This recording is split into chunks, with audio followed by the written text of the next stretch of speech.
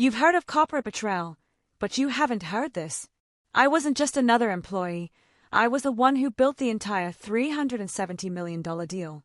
And when the arrogant new guy tried to erase me, I proved that silence has a memory, and my memory was about to become very, very expensive that I knew Bryce was trouble the moment he kicked open the war room door like he owned the oxygen. The man was 3 weeks into the company and already walked like a movie villain who thought charisma was a substitute for actual competence. He strolled in late, Starbucks in one hand, phone in the other, Bluetooth still blinking in his ear, just as the buyer's lead counsel was reviewing the $370 million proposal I'd spent the last 18 months building line by line. 18 months. That's 547 days of late nights, detailed specification writing, and compliance checks. I had poured my entire technical soul into that integration stack, anticipating every risk, every failure point, every legal challenge. This wasn't just software. It was a defense-grade system, requiring certifications and clearances that Bryce wouldn't even understand how to spell. He didn't glance at the paperwork I'd slaved over. He didn't greet anyone. He just smirked and said, "Let's keep the techies in the corner, yeah? Grown-ups are talking."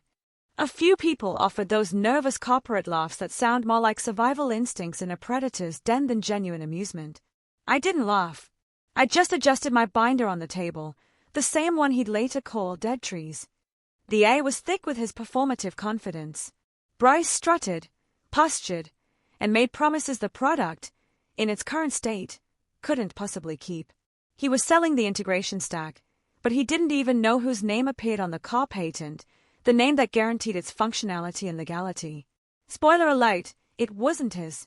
It was mine.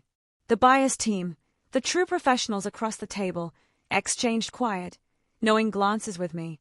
I could tell they had read the fine print, the kind of necessary, tedious work that Bryce would delegate without a second thought. They knew exactly who the real author was. Still, I sat back, quiet, making notes as he bulldozed through a dozen questions he didn't understand. It's funny, people like him think silence means weakness, when really, sometimes, it's just a countdown. I was waiting for him to build his own pyre, and buried deep in my binder, an invisible shield against the inevitable chaos, was my quiet insurance policy. Not a dramatic threat, but a technical requirement. Clause 19b, original author verification required. I'd buried it years ago, back when the company still cared about integrity. And as his loud voice filled the room, echoing against the glass walls, I felt a strange calm, because when the fire starts, it's never the loud ones who survive it. It's the ones who built the walls. Bryce was a master of the corporate euphemism. He started bragging about cleaning up inefficiencies, which was his slick, 2-word summary for firing anyone he couldn't control or intimidate. He didn't even bother learning names, which was a deliberate power move designed to make us feel interchangeable and therefore disposable. He called the lead analyst Data Girl and once referred to the entire legal team as the fun police. He genuinely thought that confidence, volume, and relentless self-promotion were louder and more effective than technical competence.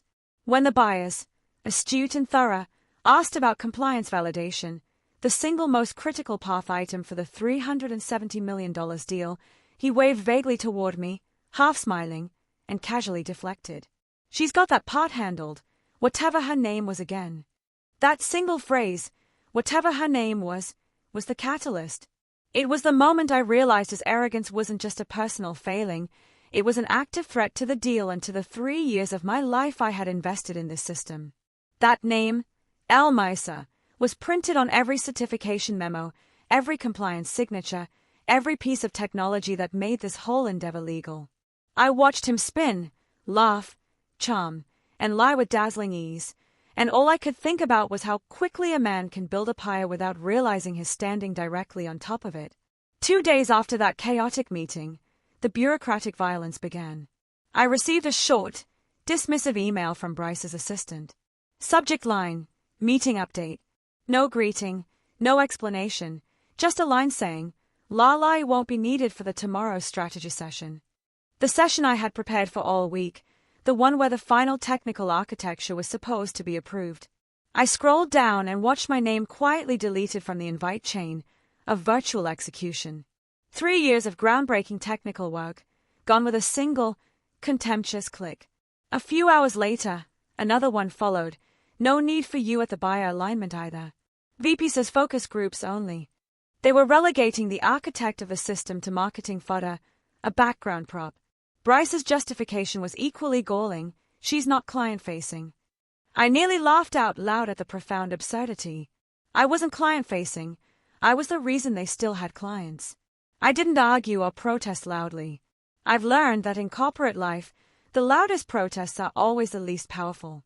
Instead, I opened my binder, my so-called dead trees, and started a new page with a clear, deliberate title, Exclusions Log. The Exclusions Log was my quiet masterpiece of corporate precision.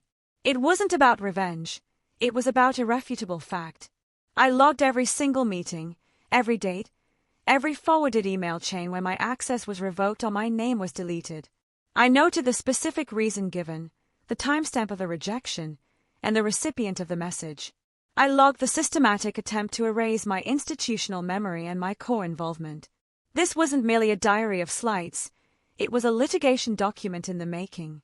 I was building a timeline, a clear, chronological history demonstrating a consistent attempt to sideline the principal author of the core intellectual property. This meticulous logging was the direct consequence of Bryce's arrogance, and it was a strategic move made possible by my deep knowledge of the system's legal dependencies. Because buried in the buyer's review protocol, on page 247, subsection 4.2, was a key line Bryce never even bothered to skim. It was a line I wrote into the foundational document years ago, anticipating exactly this kind of corporate malfeasance. The line was a silent tripwire. Original specification author must confirm final integration readiness. It was the kind of crucial, dry compliance clause that people with big titles and no technical depth skimmed over as boring boilerplate. But not me. I wrote it, and I knew its power. Later that afternoon, Bryce walked past my desk, holding a latte the size of his ego. He saw my binder, smiked, and said loud enough for half the floor to hear, "You still killing trees for fun? Adorable. We're digital now, Grandma." The insult was petty and calculated. I didn't look up. I just clicked my pen, marking the latest exclusion, and replied, "Paper remembers what servers forget." That earned me a raised eyebrow and an exaggerated chuckle, an arrogant dismissal of my quiet competence. He thought he'd won that petty exchange, but what I was writing in those dead trees would outlast his entire career. My documentation wasn't just records. It was proof that the entire $370 million deal hinged on a single, necessary signature. Bryce's digital swagger was no match for the granite permanence of a well-written, legally binding physical document. The countdown continued, and the only sound was the clicking of my pen, logging the evidence of his mounting failure. When the buyer's team started sending technical queries, the deep, specific, systems-level questions that separate real experts from corporate poseurs, the cracks in Bryce's slick facade began to show almost immediately.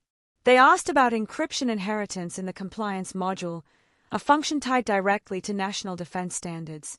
They asked about the fallback protocols for field deployment, the unglamorous but vital plan B that prevents catastrophic failure in the field.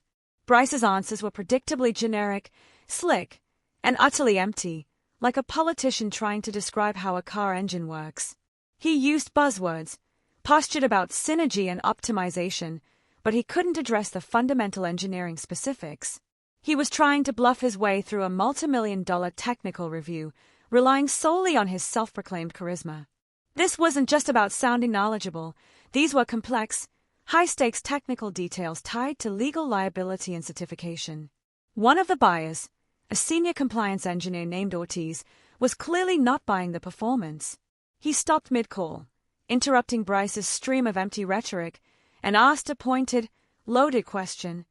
"Can we have the original author confirm this? The structure doesn't match the prior submission." Ortiz wasn't guessing. He had noticed a deviation from the core specification document I had written. Bryce, desperate to maintain control and hide his ignorance, laughed, leaned back in his chair, and said, "The author? You're looking at him." The lie was delivered with his characteristic swagger, but it fell flat. Ortiz frowned. I watched from the back of the room as the engineer glanced toward me through the glass wall, a momentary, silent acknowledgement. He knew the truth.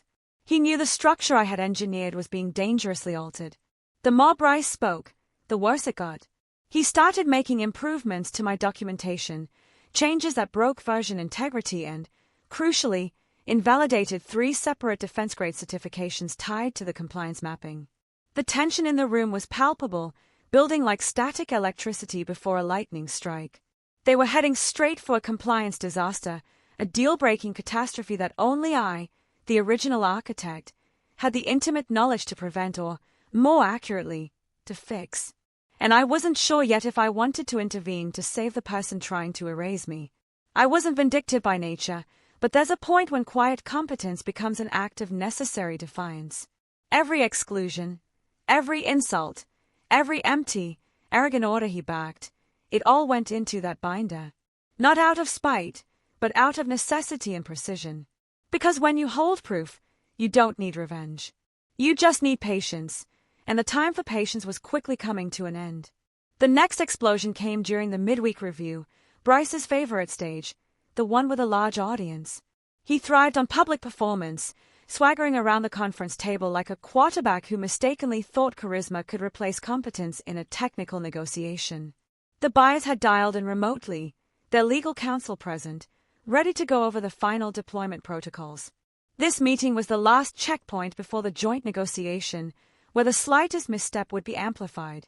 Halfway through, one of the remote participants asked about a conditional risk buried deep in the defense-grade rollout schedule, a technical detail I had flagged 6 months ago as a potential deal-breaker if not handled with surgical precision. Bryce, predictably, waved it off with contemptuous ease. "That's outdated," he dismissed, tossing his hand in the air. "We streamlined that whole process last week." I glanced at the monitor, at the date on his so-called update. It was a version he had modified himself, a document that was now showing the wrong format and an invalid checksum. He hadn't streamlined anything, he had broken a critical security verification layer. Seeing the impending technical disaster unfold in real time, I did what I always did. I corrected him. Gently, factually, and completely without ego.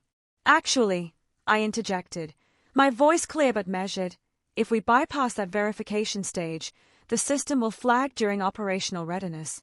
The fallback isn't certified under the compliance framework." The statement was simple, clean, and factual, a piece of technical truth that sliced through his elaborate lie. Bryce froze mid-laugh, the sound dying in his throat. He turned slowly toward me, wearing that arrogant grin, the one men like him wear just before they publicly embarrass themselves. "Are you questioning me in front of the buyers?" The room went instantly silent. His voice carried across the glass walls, harsh and accusatory. A few people looked down at their notes. Others pretended to type furiously. I simply met his eyes and said nothing. What Bryce didn't notice, what his massive, fragile ego would never allow him to see, was the buyer's lead counsel, Sarah Whitmore, sitting in the corner, pen hovering, taking quiet, meticulous notes. Corporate theater always has witnesses, and sometimes they wear $1,000 suits and carry immense legal power. I didn't argue back. I didn't defend myself. Instead, I opened my binder, turned a page, and slowly circled one line in red ink. Named integration verifier must confirm final deployment. That clause was my invisible sword, polished, patient, and perfectly legal. Bryce kept talking, drowning in his own arrogance, while I silently documented his self-destruction, one insult and one technical lie at a time, patiently waiting for the inevitable moment when the truth would finally force its way into the light. When the meeting adjourned, the office scattered with nervous haste, everyone pretending they had urgent appointments elsewhere. I was gathering my things when Ortiz, the senior compliance engineer from the buyer's side, stopped by my chair. He lowered his voice, the sound almost a confidential whisper. "You're the original lead, aren't you?" It wasn't really a question. It was a confirmation of a truth that had been shouting silently in the conference room for weeks. I didn't answer with words. I just met his gaze, holding it steady and level. He nodded like a man who had just solved a critical puzzle, an engineering mystery that Bryce had desperately tried to obscure. Then he left, and the quiet that followed felt heavier than any argument could have. I sat there for a while, alone, staring at the reflection of the conference room lights against the glass wall.